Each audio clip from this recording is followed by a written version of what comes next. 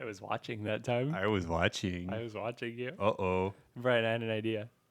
Uh-huh. What's up? What idea? What if we had like a really cool theme song that we sang?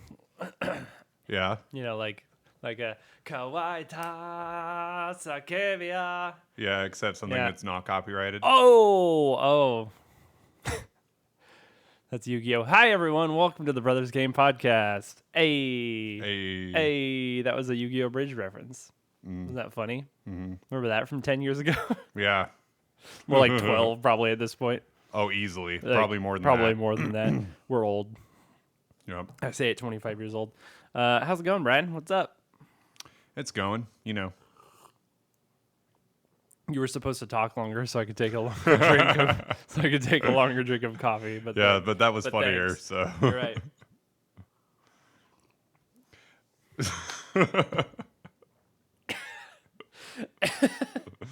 And That so was you're going even to worse. take another drink That one was even worse. while I'm just not My- saying anything. My goodness. Reasons that you're happy that this is a audio only podcast. Why? Because it would shame. be even worse over video. Because I would just be making looks the whole time. What's up? What's up? I think this is a great start already. Yeah. Everyone's like, this is the best episode they've ever made. Uh-huh. Everyone who listens. Well, on that note, the multitudes. goodbye, everybody. We've Be peaked. sure to download. We've and peaked, so subscribe. please download and bye-bye. Just So- kidding. Welcome back. We're And we're back. and we're back. What have you Have been up to? Have you actually Have you been playing any games? I have lately? been playing so many games. Good. It's like all I've been doing. What have you been doing? Not that. Not playing a lot, but a little. What have you been playing a little bit of?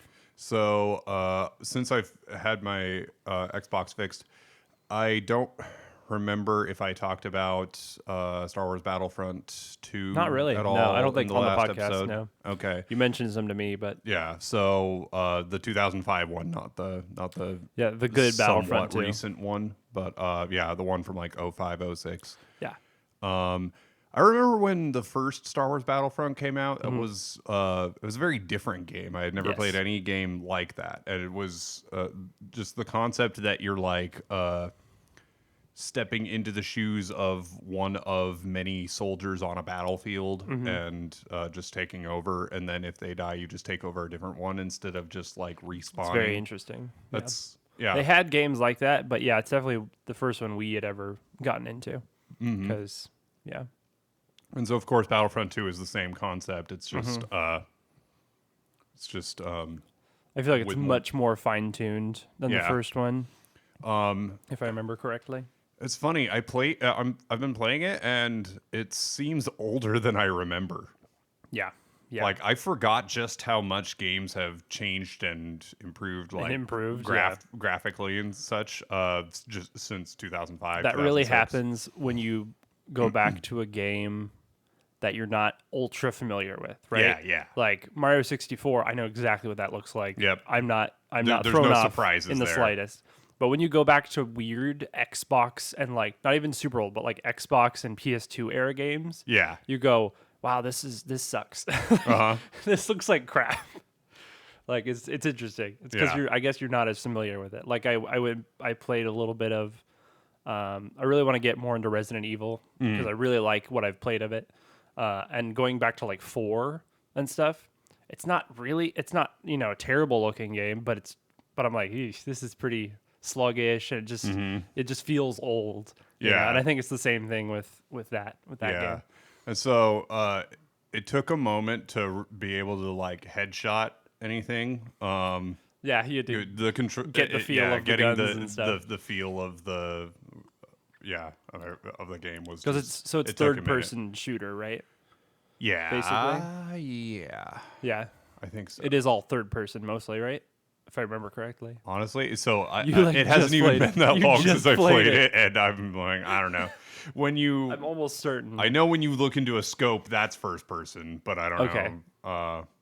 I don't remember. No, it is third person. Yeah, I remember. Yeah, I'm pretty certain it's third person. Because you're running and jumping around, and you've got like a jetpack and stuff, and you can see. I don't that, think so, I don't yeah. think there is Or any I can't think of a Star Wars game that's like a first-person shooter, other than like Starfighter Yeah. doesn't count because that's sort of a Yeah. starship game.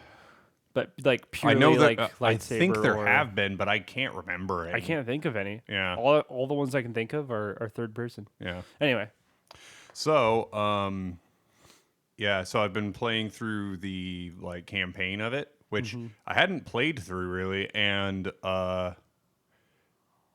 it's very interesting because one of the campaigns is you start as the clone troopers during the Clone Wars, and at some point you convert to the stormtroopers for the Empire, and so it's like got early Empire stuff, which Oh, is that's not tight. a lot of that. that's cool. Yeah, and they're actually getting more into that in the new shows and stuff. Yeah, because I know that's where Kenobi is set, right? The new Kenobi Oh show. yeah, is it? I'm pretty Yeah. sure. Because like even Star Wars Rebels is 15 years after the end of the Clone Wars, so Pretty that's far after. that's much closer to Episode 4 than it Right. is to Yeah, this game. to end of Episode 3. Yeah. So yeah, and so like you've got like early Darth Vader quelling startup rebel activity Yeah. before there was ever any alliance. Yeah, he was sort of creating his name. Yeah. You know, not well known and feared by all yet. I guess. Yeah. You play through the assault on the Jedi Temple, and that is hard because Jedi are a whole lot harder to kill messed up. than typical soldiers. So, So you basically was there like a mission that's like Order 66 Yeah. basically? Yeah. Order 66, and Wow. you're attacking the Jedi Temple with Anakin That's wild. As your leader and your clone troopers, messed and up. you're just killing Jedi. Wow.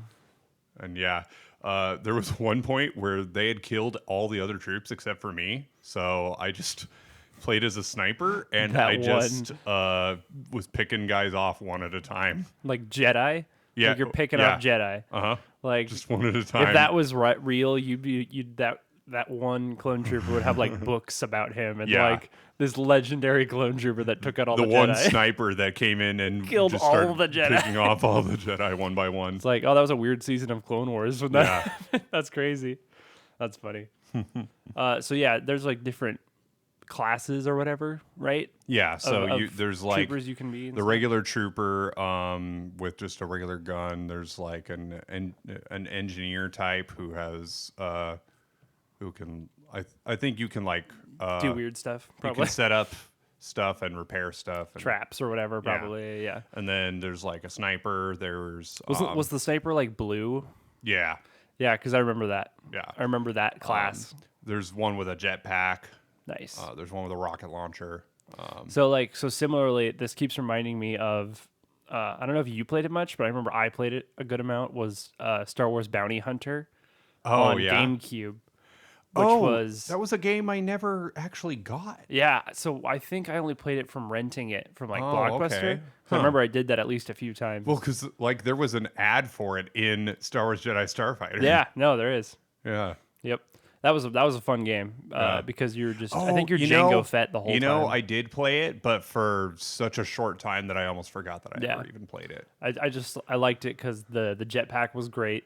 I don't think I ever even beat and the stuff first like level. that.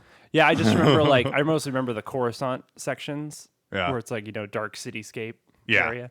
I don't know. I remember it being cool, but I'm sure if I went back to it now, it'd be disgusting. Yeah. But yeah. Anyway, Yeah. So I played some of that. It's I hard. I and- recall your consensus being not great. No, it's just like. So your allies are worthless. Your allies are so bad, and so like you have to do all the hard work. And some of these levels, there's a lot of enemies and they have a lot of firepower, and so good luck. Interesting. Yeah. And also, it doesn't really matter how far through the level. If you totally die, you have to start over. And so sometimes that's like well over an hour's worth of picking off guys with a sniper. So that was really frustrating. Annoying. Yeah. Yeah. So gotcha. I put that down and picked up the one of the only reasons I even own an original Xbox, which is Mech Assault. Yeah. Yep. And I decided I'm gonna go for it, and I'm gonna play on the hardest difficulty because I remembered this was the hardest game that I have ever beaten. Yeah. That was on the lowest. But it was on difficulty. easy. So I've been playing on the hardest difficulty, and either I am much better at the game than I used to be, or the difficulty curve is very flat. Slight, yeah. Like the difference between the highest difficulty and the lowest is just extremely small because it It's feels possible that you're exactly just- like it did when I. It's possible you're played just before. better at games in general. It is possible, Yeah. but I've played a little Dark Souls since, yeah. since the last I'm time guessing you played this. the difficulty curve is quite flat. Yeah. and Yeah. No, that happens. I feel that way Turn about... my laptop. Okay. He's gone. I don't know what to do. I'm the only host. Right here, shut up. Oh, he's yelling at me from across the room. Brian! Literally like 2 He's feet like away. he's like right. I could like touch him still. I was just gonna say that I feel that way about Kingdom Hearts, in general. Not counting like the, 0 XP runs and minimum health runs or whatever of that game. But I feel like the beginner maybe, but especially between like standard and proud mode, I sense basically no difference whatsoever. yeah. But there's a few games like I've that. seen people do like the proud mode plus or whatever, Yeah, the one above proud mode. There's crazy modes with just base equipment. Yeah. There's and like no forms. There's abilities you can put on that basically make it so you don't level up. Yeah. Like you're level 1 for the whole game. And I'm just like, why though? It's like, but I don't like torture. I want to enjoy the game. I'm not a masochist. But it's interesting.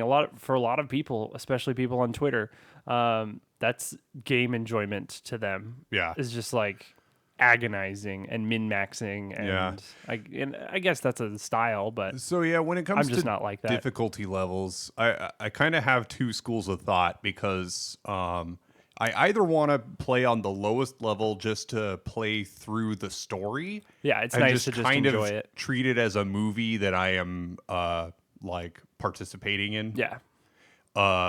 It's very nice to do, I will say, in Persona games. Yeah, and I'm I much love more playing on likely to beginner. do that in a very story-heavy Yes. game than I am in a less. It's just more story-heavy pleasant, game.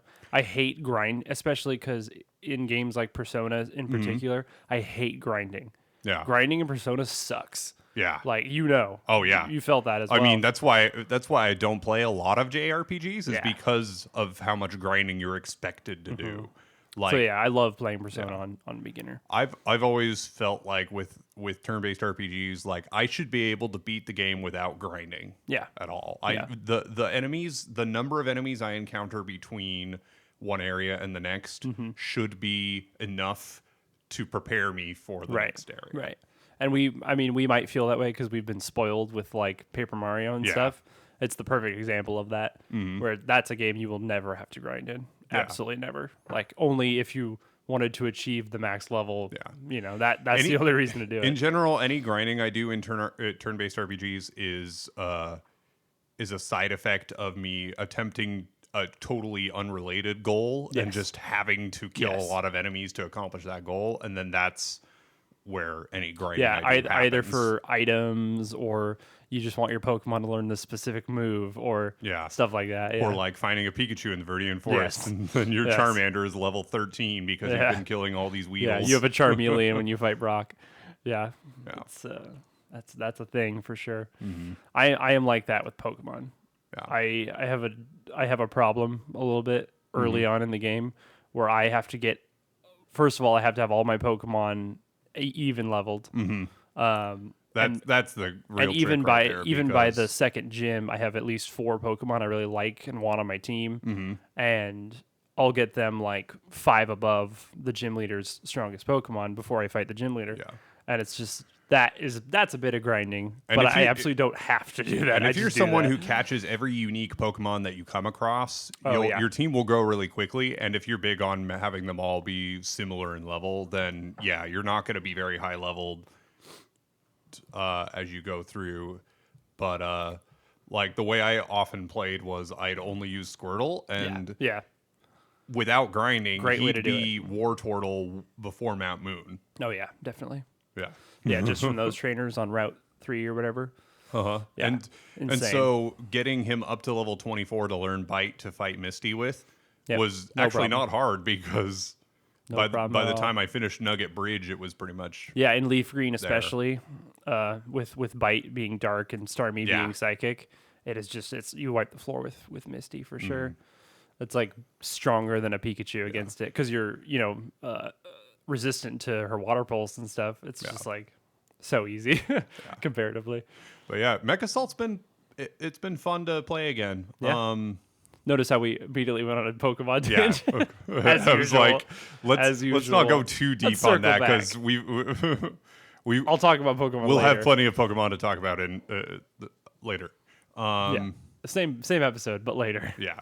So I think I was in the middle of talking about difficulty levels before I went on a tangent, but the grinding tangent. Yes. So I usually either play the lowest level and just go through the story, or I play the normal level because I assume I'm good at video games. I should be able to do this, or I just right away go for the hardest difficulty.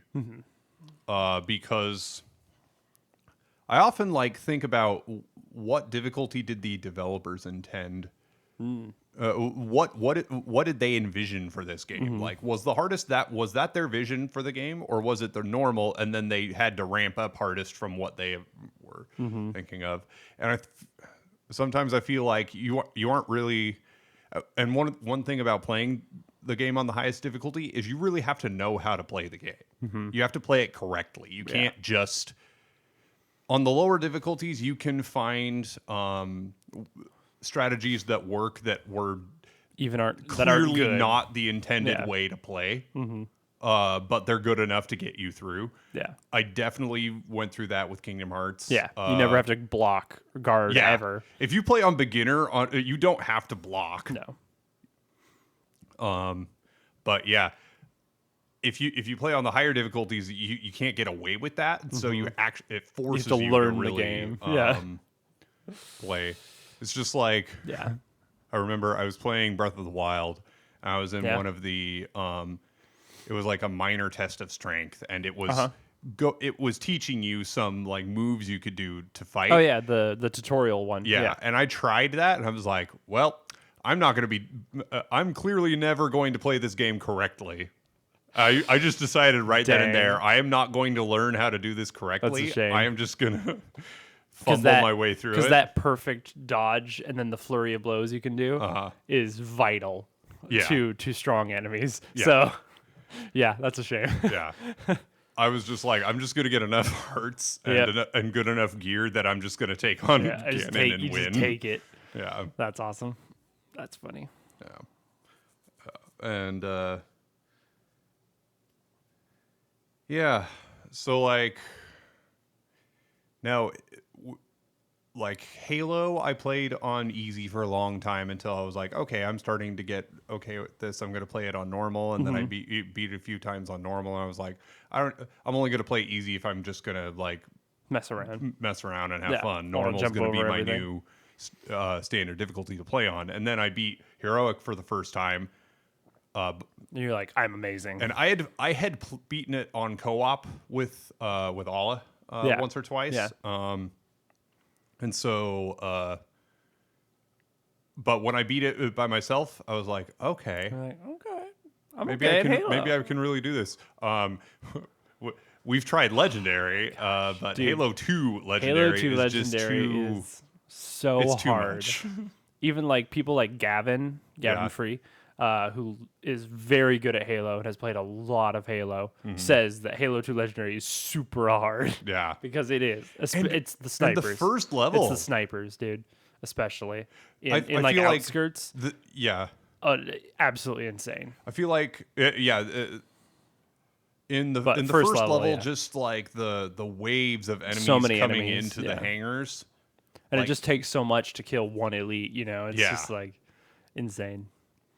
Yeah, but once you get to actually, that's one thing is sometimes above a certain difficulty level, you have to abandon the normal way to play and you just cheese it. Yeah, you have to cheese it, do weird stuff. So I guess it really does depend on the game. It really depends on the game. But I like the difficulty level that is hard enough to force you to play correctly, but not so hard that you have to cheese it. Yeah, very true. Because I mean, yeah, then you have to focus on assassinations and other methods instead of just riddling them with bullets. And there are some games where I've just been like, I could sit in this room and kill every enemy, or I could make a run for the door. That's when you learn, like, can I skip this room or not? Well, and there have been games where, like, I wouldn't have beaten this level had I not just ran for it. Yeah, definitely, definitely true.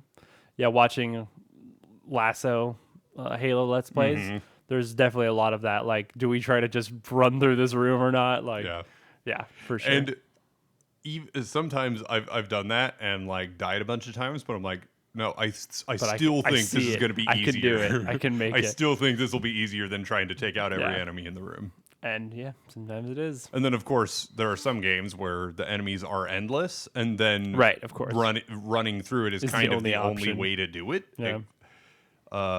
Yeah. Definitely. Yeah, that's crazy. So yeah, I've played some Battlefront 2 and some Mech Assault.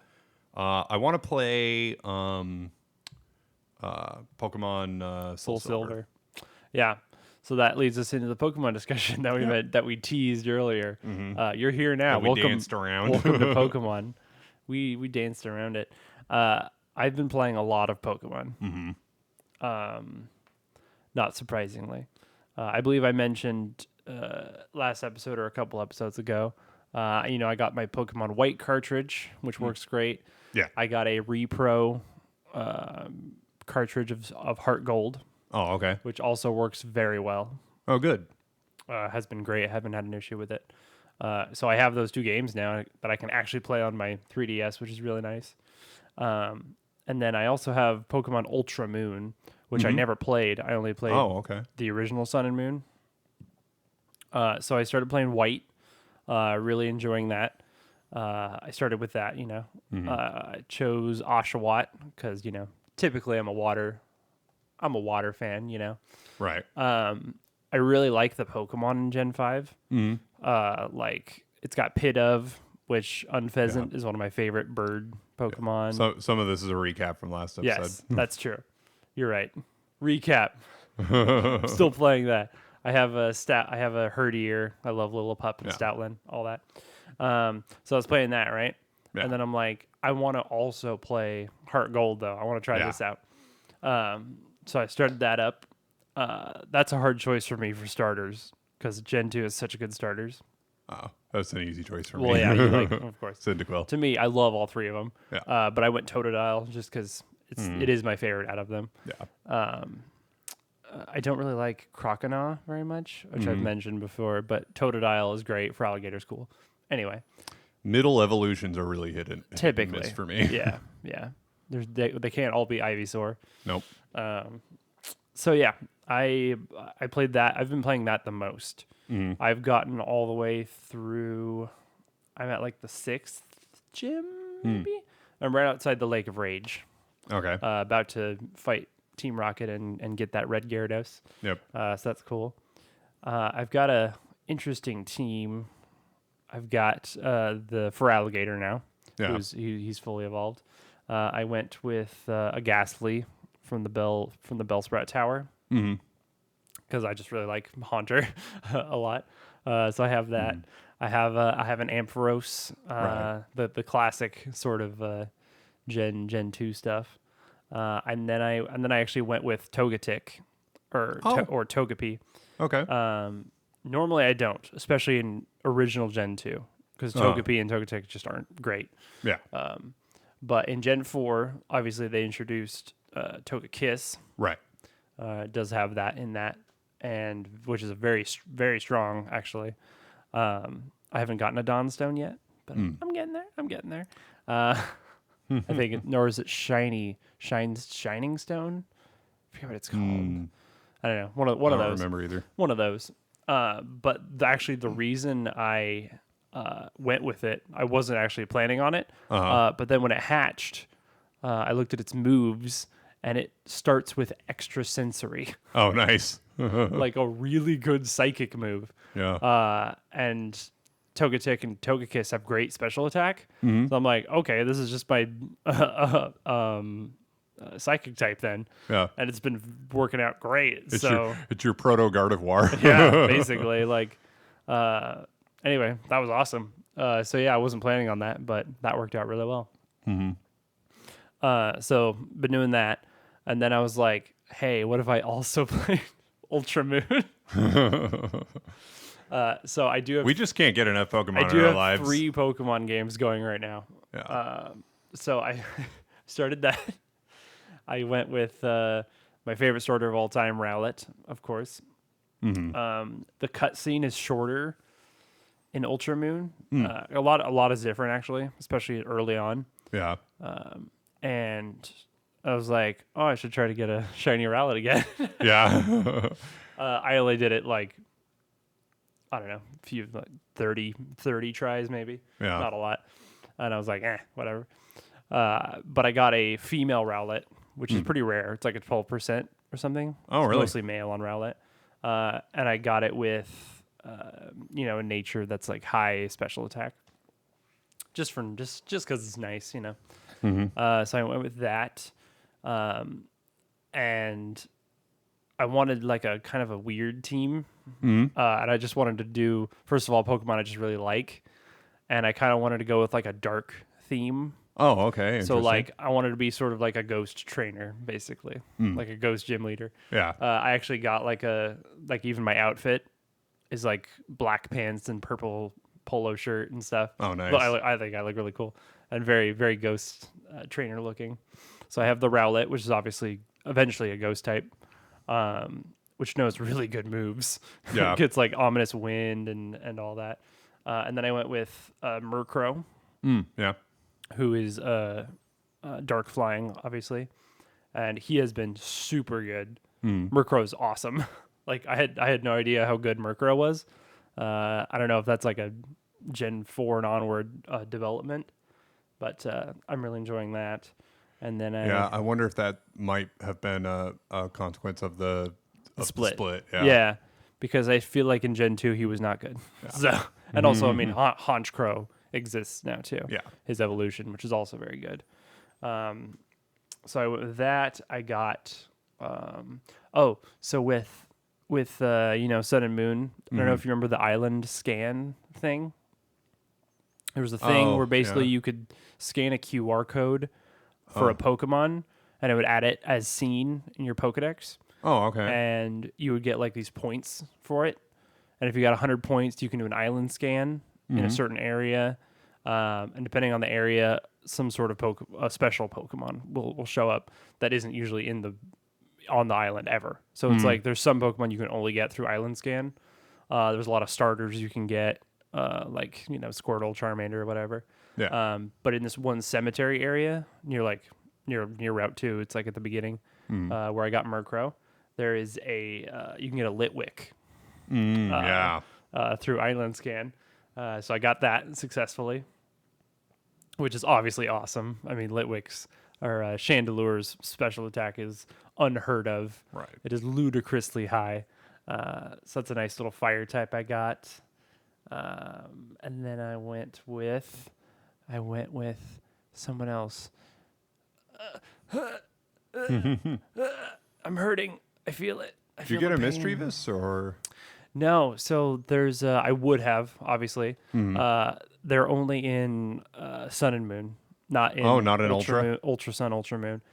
So the only way you can get it is like through the weird Pony Islands thing. It's like a weird, almost Safari Zone, but not really type of thing. Obviously, I would have because Miss Magius is one of my favorite Pokemon ever. But so I went with it was replaced by Murkrow in the same area in that cemetery. So I went with that instead. But anyway, that's also been very fun. I'm on the fire trial right now on the second island on there. So that's been really fun. Cool. Anyway, playing 3 Pokemon games. It's ridiculous, but it's fun. So yeah. But yeah, you mentioned Soul Silver. And we want to do that sort of like simultaneously play the Gen 4 remakes a little bit. It's very good. Yeah. I mean, I have to say it's the improvements are really nice. The little like additions. There's a lot of like little customization things that are cool. You can have your front spot Pokemon as walks behind you the whole time, Yeah. which is really nice. There's a bunch of little stuff like that. Yeah, It's really nice. It's funny because I've beaten Gen 1, especially if you include Red, Blue, and Yellow together and treat them as one unit. I have beaten those games well over 100 times, and Yeah. I'm not talking about like starting new files. I'm talking about actually finishing the game. I'm pretty sure is around 100 times, possibly. It's really easy to overestimate that stuff in your head, but I'm pretty sure out of all the times I played when I was a kid during summer vacation and all the times I've played since as an adult, probably near 100 times. Gold and Silver, Not so much. a grand total of probably 4 times. Yeah, dang. Yeah. And I mean, I guess it's even less for newer games, but Yeah. the thing about Gen 2 is I was still into Pokemon. Yeah, you were a kid still, yeah. When it came out, so like that was still during the Pokemon phase. So I'm almost a little surprised that I didn't play it more. But I think part of it was like I had Pokemon Stadium 2 and I was more interested in like completing that. I was more interested in completing stuff than I was in just doing a bunch of new playthroughs. Whereas in Gen 1, like it takes so little time to beat that it just encouraged me to Like, I'll do it again. Yeah. just start over. Yeah, Yeah. for sure. Because Gold and Silver takes quite a bit longer to beat, especially if you go through the Kanto portion as well and then go all the way to Mount Silver and all that. It takes a lot longer to beat those games. It's a big game. Yeah. I mean, I've barely scratched the surface because haven't even completed Johto yet. Yeah. But I remember spending a lot of time catching all the different unknowns. oh yeah, nice. Yeah. Yeah, I've had a few encounters with the dogs too, which is really fun. Oh, yeah. Where you're just like walking in a field and all of a sudden Entei shows up. Yep. I'm like, hi. Yeah. I can't catch you yet, but you're really cool. Yep. Yeah, that's always fun. Yeah. Yeah, it's quite good. I had a I want to talk about my Whitney Okay. battle because that was something. As everyone knows, Whitney's tough. Roll out. Miltank's strong. So at the same time, I was trying to evolve my Togepi. And in that game, you can get the Soothe Bell fairly early. You can do a bunch of little stuff to really bump up the friendship. Yeah. I got her a haircut, stuff like that. So I knew I was close on Togepi. And Wait, does Togepi have hair? right. Yeah. Don't worry about it. She was groomed somehow. Her egg was shined or something. But yeah. So I had used Togepi in the previous gym battle against. Is Whitney 3 or 2? I don't even remember now. I feel like Whitney's 3, isn't she? I can't remember. Because I know Faulkner Yeah. is the first one. Right. Right? I don't know. Whatever. Anyway, Whitney was either second or third. I used Togepi in that, and using it in a gym leader battle actually heightens friendship more than a regular trainer battle or whatever, which is interesting. Didn't know that. It's so funny how much better I know Gen 1 than Gen 2. Yeah. Gen 1, ask me any bit of trivia about even the most obscure fact. I'm like, oh, yeah, it's this. Right. It has to be the same thing about Gen 2. You're I'm like, like, wait, who's I the don't even know second who gym the leader? leaders are. Yeah, exactly. So I think she is 2, actually. I she's think the so, second one. actually. But could be wrong. Who knows? Somebody will tell us. Hopefully. So I knew I was close on Togepi. Anyway, so in the Whitney fight, I was trying to use Togepi as much as possible. I had a Mareep at that point. I had Ghastly. I had Totodile, who I think was Croconaw by then. And the first couple times, I wiped. She beat me. Mostly because of Miltank, obviously. and not really because of rollout though, Oh. just because it can heal every turn. Oh yeah. The milk drink is insane, and I had no moves that could kill it in Oh one yeah. shot. You got to be able to hit it really hard. Yeah, I had no moves that could kill it in one shot. There was a few times where Ghastly helped because when his hypnosis hit and stuff, but yeah, that was tough. That was actually the hardest part, and she was actually using Stomp more often than Rollout, which was interesting. She didn't use Rollout very much, and so I wiped a couple times. But one, I was like, I'm like, this is the one. I felt it, you know. I started with Mareep, paralyzed it immediately, which helped immensely. Paralysis is really so difficult to deal with. So basically, everyone going first every time, that helped a lot. So then I think she killed Mareep really quickly though, just by like a stomp and a half, you know. And I just I put out Togetic. I'm like, I'm just gonna trust that paralysis, or not Togetic, Togepi. I'm gonna trust that paralysis. I'm just gonna extra sensory her over and over, and it was just like perfect timing. Like, got a good hit in. She stomped, got a good hit in, and then I think she only milk drank once. Every other time she was paralyzed, fully paralyzed. Nice. Okay. So Togepi was actually able to do the finishing blow. And at killing Miltank, Togepi leveled up too, and during a gym leader battle, and I was like, "Yo, let this be it." And right after, she evolved to Togetic on the same trial, and I'm like, "Oh, that was so sick!" It's just like everything Very was satisfying. boom, boom. It was beautiful. So that worked out very well. So Togetic's the goat, that's for sure. So yeah, that was fun. Cool. And it's been good. Yeah.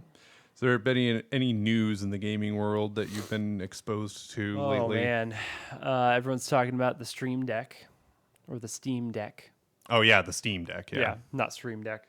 Right. That's a different thing. That's another thing that's been around for a while. Yeah. So, yeah, obviously the Steam Nintendo Switch came out, or is coming out. Yeah. It's not out, obviously. But, yeah, and it's so funny. Everyone's just making the exact same joke, which is not funny. They're like, "Hey, here's the Switch Pro that you wanted." Yeah. Get it? It's like, you're really funny and clever. Yeah. So, I mean, it looks cool.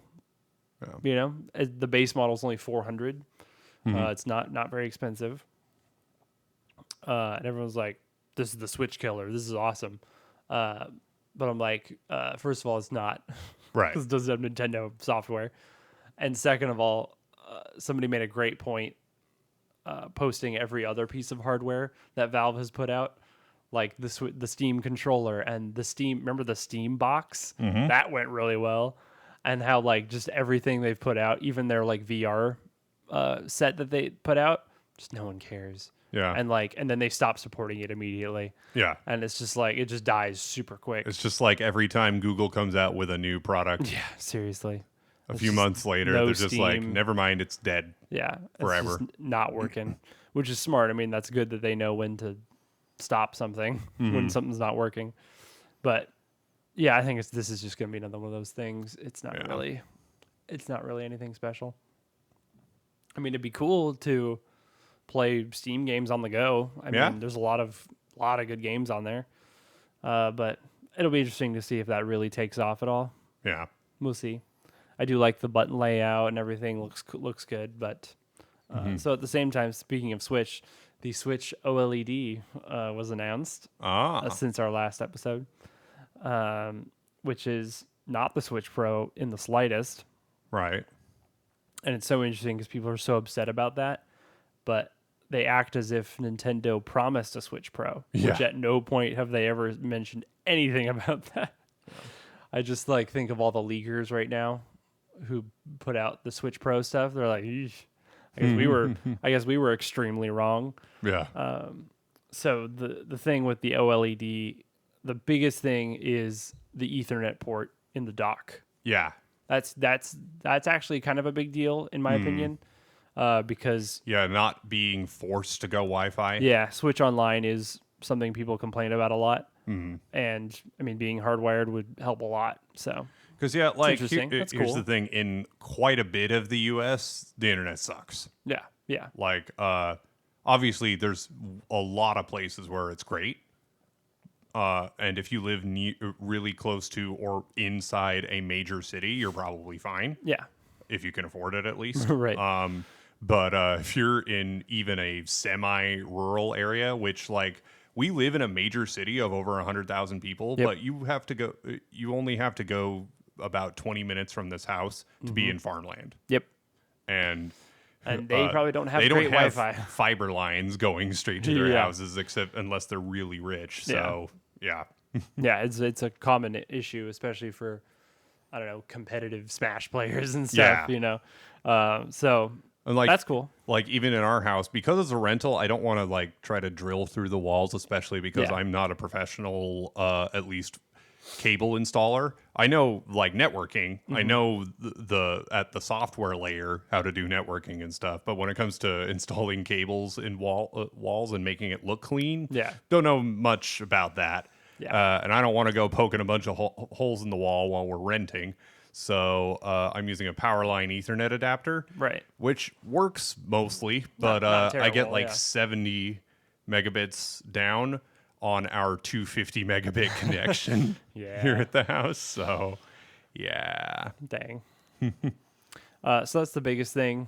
Obviously, the Switch itself, the screen is bigger. Not a lot bigger, but just a little bit. And it is OLED, so it is slightly brighter. It's going to be a little better.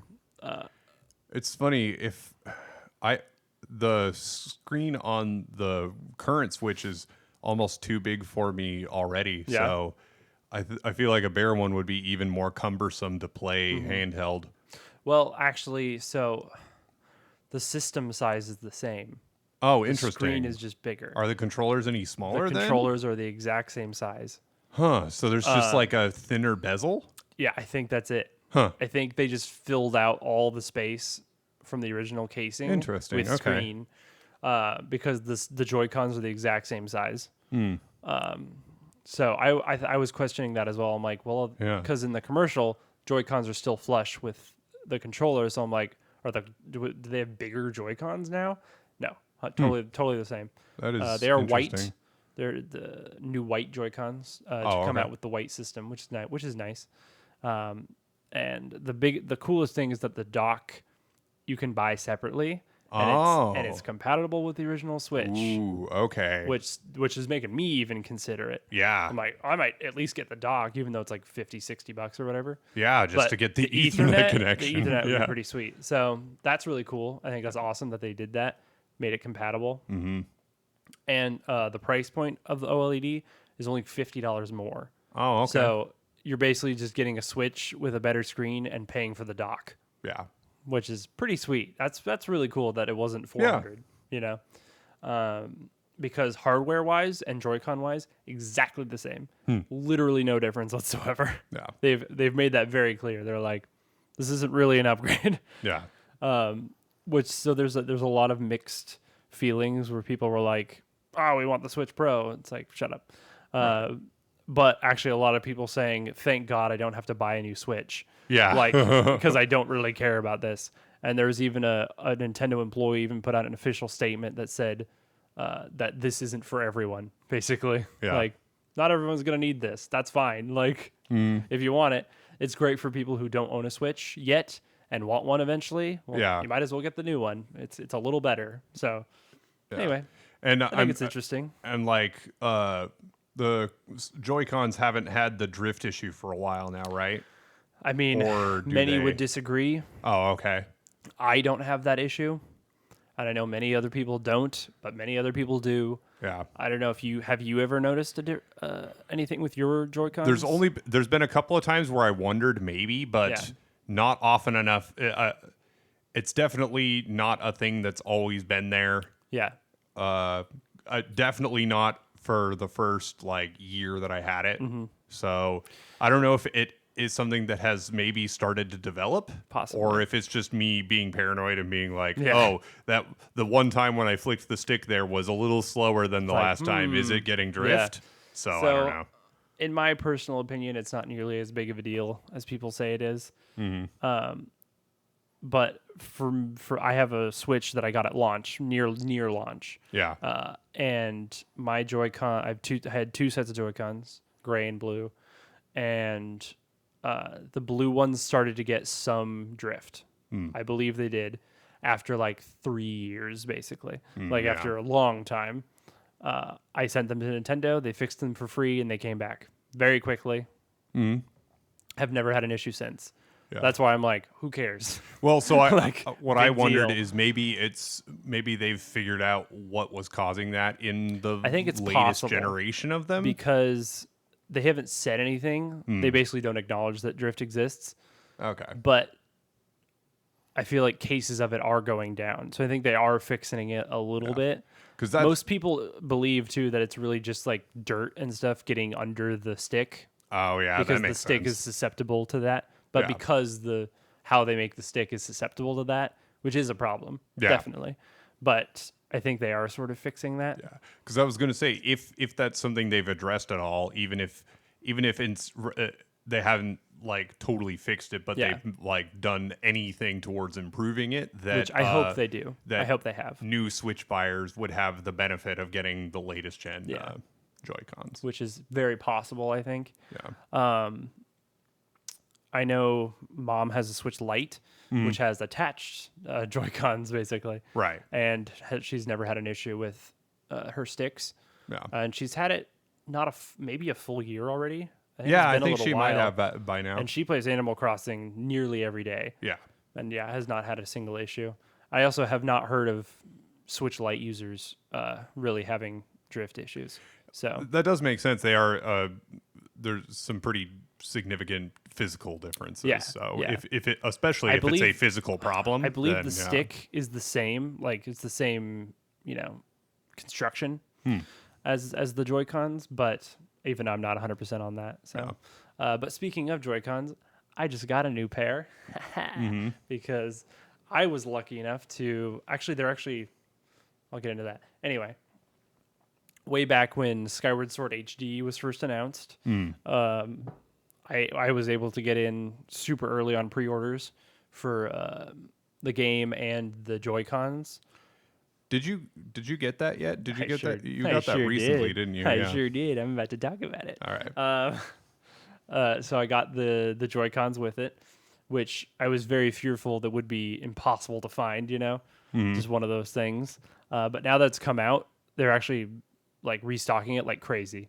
So which is really cool. So anyone who wants it can pretty much get it, which is really nice. Even on like, Target.com or GameStop.com or whatever. Yeah. Which is really cool because they are the best looking controllers like ever. They are so cool looking. Yeah. So one's like a dark blue, one's like a purplish blue. And they're sort of modeled after they're supposed to be the left one's supposed to be modeled after the Hylian shield. Right. The right one after the Master Sword. Okay. And then they also have little, the little black slidey things that go on the ends of the Joy-Cons. Right, yeah. That can make them like a little heftier, basically. I lost mine for a bit. Yeah. Those are white on these. Okay. Which looks really nice. I'm actually showing him a picture right now. Oh, yeah. Oh, those look great. So nice, and they're so beautiful. They look even better in person. Yeah, those are they're classy. They're not classy. Not too flashy. Yeah, those are real nice. Ooh, Zelda goodness. So was really happy with those. Obviously, I haven't had an issue with those either. We'll see if I ever get drift in those. I'll give an update on that. So far, working amazingly. And and Skyward Sword HD has come out. I got it on launch a few days ago. I think Friday was when it came out.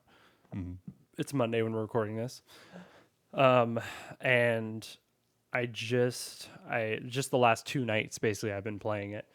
And I just got past the first sort of dungeon, the Skyview Temple, that first temple. So I got the little bug thing, the little like remote control flying bug thing. Oh yeah, remember that at all? Yeah, so I just got that. Remember that? Yeah, just got that. And I am reminded getting that far in it, I'm reminded how freaking good this game is. I do remember you liking it, so yeah. I'm just one of the few people, although I'm seeing a lot of people online praising the game, which is really nice. There was such a hate for it when it came out, almost exclusively because of the motion controls. Yeah. My opinion on people who don't like the motion controls is that they need to get good. Basically. Got him. Maybe, how about get good? In that game, the secret is, first of all, actually doing the motions correctly. Right. And like paying attention to what you're doing. And you do have to recenter it constantly. Because your hand moves, you change seating positions while you're playing, you move to standing up, you do whatever. It gets out of line really easily. But recentering it is instant. It's just a quick Y button press when you're pointing at the screen. And you don't have to be on a specific screen. It is literally on any screen you can hit Y to recenter. And it helps immensely. And I think people never do that, basically. Yeah. And they're like, why isn't this working? It's like, I don't know, recenter it. Don't be crazy. But the controls are beautiful, in my opinion. I was so excited for motion controls when they first came out. Yeah. And then I tried them and I'm like, never mind. When I'm the not Wii was excited new. anymore. Like, oh, I don't like this. Yeah. Hey, Wii bowling is fun, and it works fairly well. Like Red Steel came out, and I'm like, oh dude, I'll be able to swing swords. Sucked, Yeah, dude. yeah, That it was game awful. Yeah, it was such a good idea. Yeah.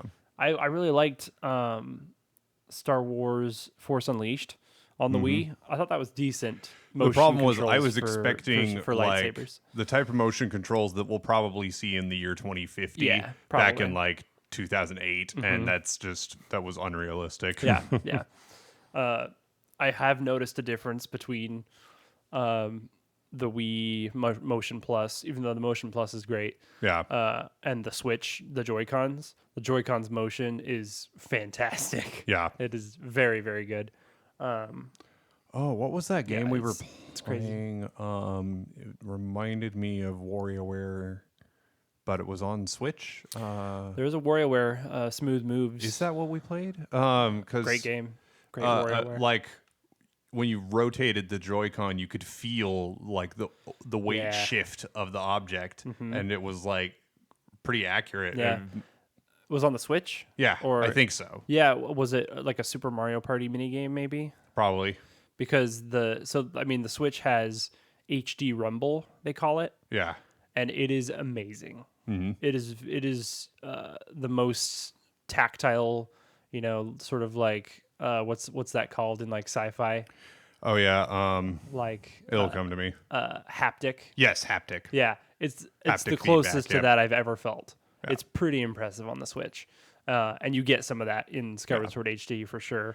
The haptic feedback in general has gotten a lot better. It's getting like there, for sure. my Android phone that I bought a month or two ago. It's got haptic feedback in when you press the on-screen buttons, and it's pleasant feeling. Yeah, like, it's nice. Like they're starting to it's a figure good that level out, of feedback, which is yeah. really cool. Which I'm sure someday there'll be gloves, that have stuff or whatever. Very like Ready Player One, Oasis stuff. Yeah. Someday, hopefully. We've been dreaming of that technology for so long. Like 100 years almost at this point. Yeah. Basically. Yeah. So I do want to talk about Skyward Sword a little bit. First of all, I mean graphically, I know they didn't make huge remake. It's not really a remake. It's just really an HD remaster. But I mean, it's noticeably better looking. Definitely. Oh, that's good. Very sharp, obviously, because of the HD-ness of it. I've only played it. I haven't played it on handheld yet. And I know it's probably a little different on there. And handheld, they added button controls.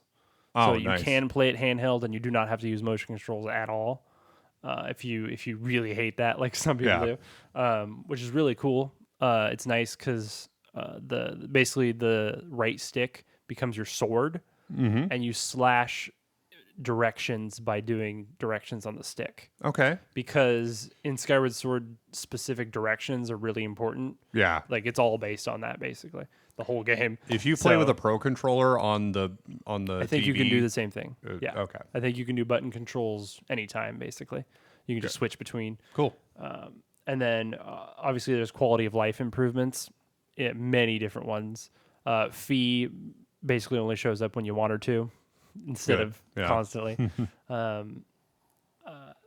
I've noticed a bunch of other little things too, like people of interest will have little word bubbles above them, Oh yeah.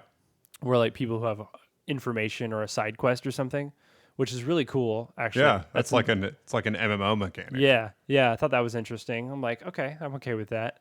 Because like in Bunch of little stuff like in that. a lot of RPGs, they've got to fill a city with characters to make it not look totally empty. Yeah.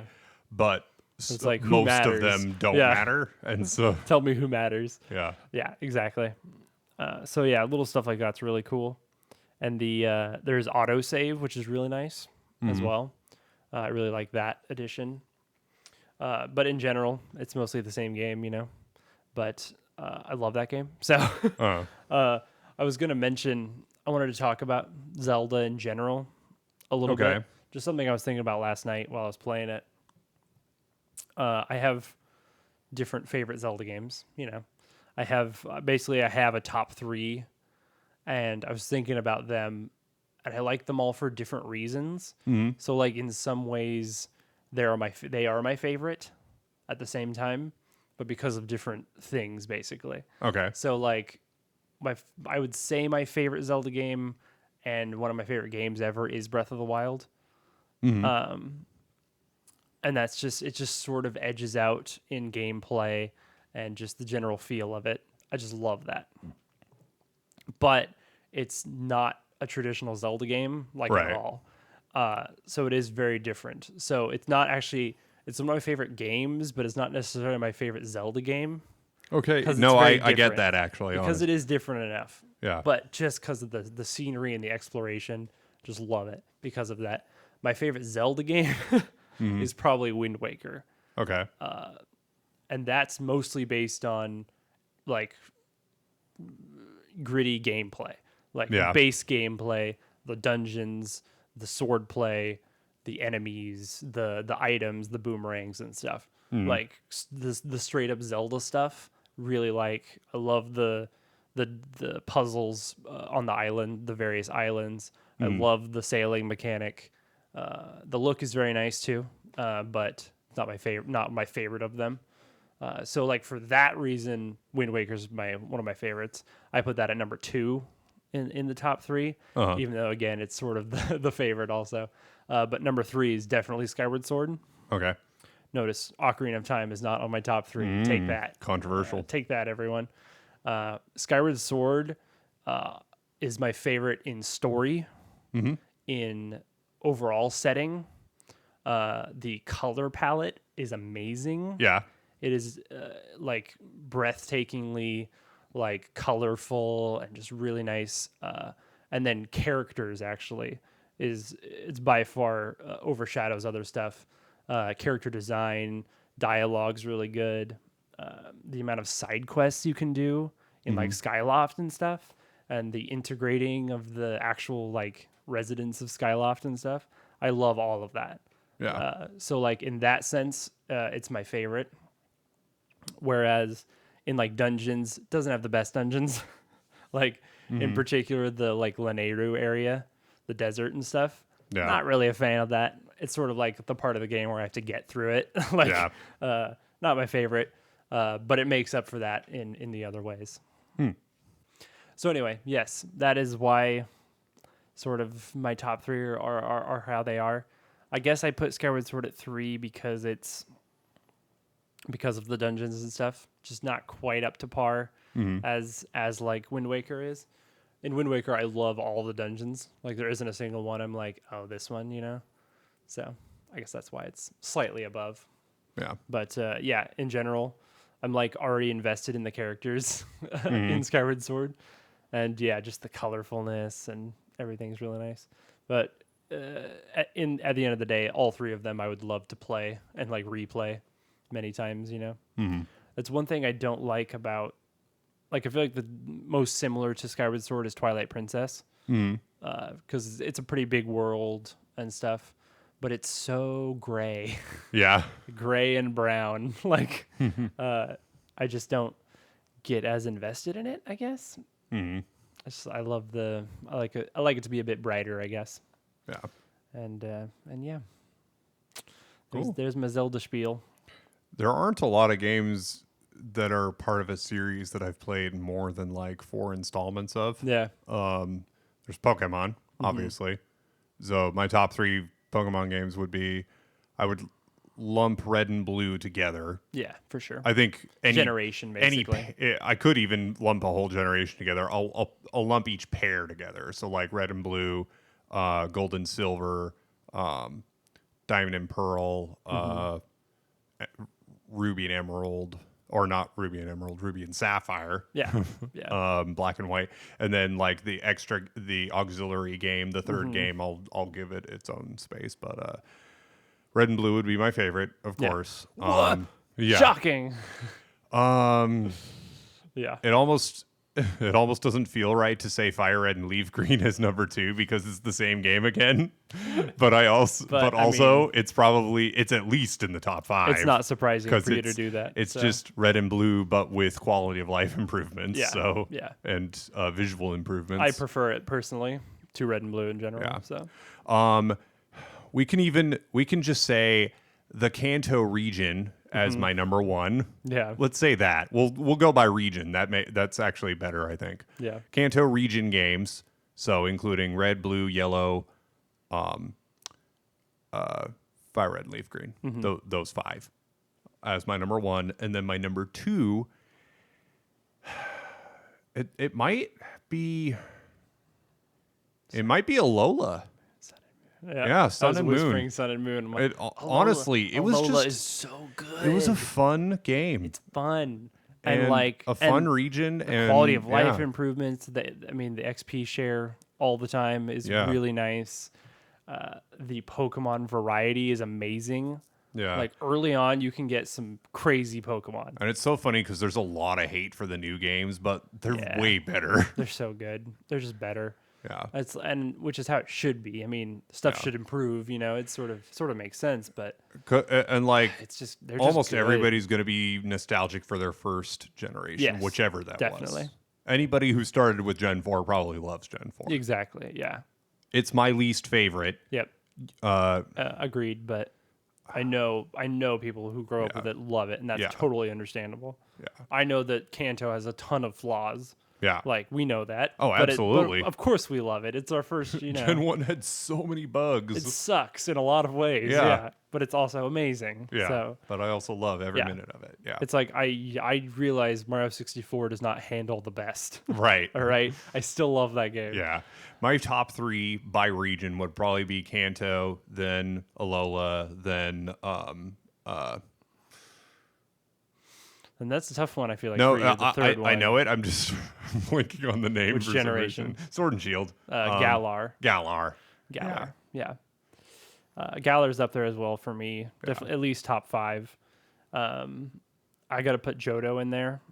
I like Johto. Especially because of the Heart Gold. Yeah. I get it. Like, I get why a lot of people are saying this is like the best Pokemon game. Yeah. It is very nice. Well, you know what's funny is before I played Gens 4 and 5, I kind of thought Gen 2 was the worst in a lot of ways. And it's just like, I feel like the remake saves it. Yeah. It has all the best that's kind of why I want to play Soul Silver. It has all the best qualities of Gen 2 in addition to the new awesome Gen 4 stuff, basically. Because, like, it's really nice. I tend to be, I'm a very nostalgic person. Yeah. I've spent a lot of time thinking about We're the glory days. We're fairly sentimental people. And I'm sentimental. In general. So, but what's funny is I don't have a lot of that feeling for Gen 2. Yeah. Even though I played it in its prime, and I was still way into Pokemon at the time. That was at the height of my obsession with it. Yeah. But yeah, it's just not as memorable. It's not as charming to me. It's interesting. Yeah. Yeah, the it being Gen 4 helps definitely. Even just the colors, it's just like it's more immersive a little bit. We'll see But where Johto sits for me yeah, after I be finish Soul interested when Silver. you're in, Yeah, and I really recommend taking your time with it a little bit yeah, I and think I like will. talking to people, sort I of might looking even at so looking for like different Pokemon. I really played out Gen 2 when I first played it. Hmm. I explored all of the like fun new mechanics and Hmm. stuff that they introduced. Like breeding. Yeah, yeah, I yeah. spent Breeding was plenty of new, time so doing that. yeah, So I'll do that again. I'll yeah. just I think it's worth it. explore the whole thing again. That's one thing that when I said immersive, that's what I realized I really like about the newer games is partially because they're 3D, more Right. not top down, and just like it just feels more immersive. It feels bigger, like it feels like you're more in the world of Pokemon. Yeah. You know, I think that's what I really like about like Sun and Moon and stuff. I have a real soft spot for X and Y as well. Yeah. Just I don't know why that one resonated with me quite a bit. I like the characters a lot, just stuff like that. It's really hard for me to pick a favorite Yeah. generation, honestly. Johto's up there, Kanto obviously, Alola and Kalos are both really up there. But I like Galar and Unova a lot too. Yeah. But I like Hoenn a lot too. Sinnoh not so much. Yeah. But I love Hoenn. I love Gen 3. Like Gen Yeah. 3's got a lot of stuff I really like about it. That's tough. I'll have to think about that more and maybe get a better top 3. Yeah. Yeah. I like I could say Final Fantasy, but frankly, I haven't beaten very many of them Me yet. either. I've played a lot of them. I've I haven't beaten, really like- beaten very many I've yet. beaten like 3 Final Fantasy games, I think. I've only. beaten 7. I haven't beaten 8 or 9 yet, so Yeah. or 6. I think I've only beaten 7, 9, and 10. Yeah. I haven't beaten 10 either. I played I liked 10 a lot. I got halfway through 10. Yeah. That's one of the ones on my list of okay, I really need to start over from the beginning and really play this all the way through. Yeah. I've beaten 12 twice. Yeah. Once on the I really want want to play. I really want to play 12. Yeah. From hearing what you heard, what you Yeah, said and about it. and feel free to borrow my copy and play not Realm Reborn, that's FF14. Zodiac Age. Zodiac Age, yeah. Yeah. Um Yeah. I that's might just got get it all on. the- I might just get it on Switch too, because they yeah. have it on Switch. But we'll see. Yeah. Yeah, but you've got a PS4, so I you do. can I do also you have can a borrow my PS4. disc. And FF7 remake. Yeah. I've played. I have not played that yet. I have it now, but Yeah. have not played I it. own 15 and just have only played the first like 20 minutes of the game. So Yeah, 15 can be rough. I've heard. So yeah, I've heard that. It seems interesting. I'm willing to give it a Yeah. fair shake. And it's similar in FF7 remake in its mechanics. I just got reminded though of the new trailer for the Final Fantasy 1 remake, basically. Oh What they're yeah, doing, which isn't really a Final Fantasy 1 remake, but it is the Final Fantasy 1 characters, yeah, which is really crazy. And the main guy, like the Warrior of Light or whatever, I think you saw it on Twitter, right? That he just looks like Eminem, basically. Oh yeah, Or just like some cracked out guy. Very weird. Like, it is weird character design, man. yeah. It's just like a guy with bleached hair and a buzz cut and like a V-neck, and he has a sword, and it's just like I don't know what's happening. It's very interesting. Yeah. Well, like the character design in FF1, like obviously they were limited There by the wasn't technology any. of the time Yeah. anyway, but also it was just like Each character was 4 pixels. knight with white armor, knight Yeah, with black armor, exactly. mage with white robes, mage with black robes. Yeah. Interesting. Very interesting. Well, that's the thing. They've used this Warrior of Light before. Yeah. They've remade him and stuff like Dissidia he was in, and very cool, very mystical designs. But in this one, they just decided to make him some dude, Yeah. some dude you met at a party. Like it's like okay, interesting, interesting choice. We'll see how that goes. Hopefully, you can get him different outfits in the game and make him look more magical. I don't know. Yeah. Yeah. No, I mean, like I guess FF15 kind of has that like very urban look to it. Yeah, it's Like, a very weirdly interesting aesthetic. It's like that Final realistic Fantasy, modern. that Square has adopted it over the last 10 years. Yeah, like even Kingdom Hearts 3 adopted some of that. So very interesting. Yeah. We'll see how. I think Kingdom Hearts 4 or whatever the next one is called is going to have elements of that. Yeah. Especially because that we saw the big city, like realistic cityscape at the end of 3. So with what's his face, That reminds me, I need to check and see if Damo has any updates on Union Cross. Union Cross just ended.